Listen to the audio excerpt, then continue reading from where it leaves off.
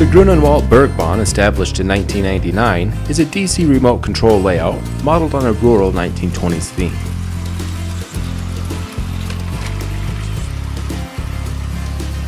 It currently features over 300 feet of mainline track, running as a simple loop through a mature garden.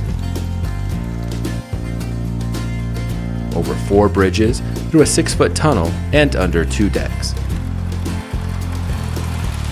It also includes 2 sidings. The track is level and has a 10-foot minimum radius. There is a 12-foot long, 20-inch high redwood trestle. Over 20 hand-fired clay buildings are a prominent feature, which were designed and built by the owner. The wood buildings are built to stay outdoors and have corrugated roofs from tin cans. The train depot waiting platform has a stained glass roof on welded steel columns. We are running LGB and Bachmann locomotives, and there is a steam upstaging area bench.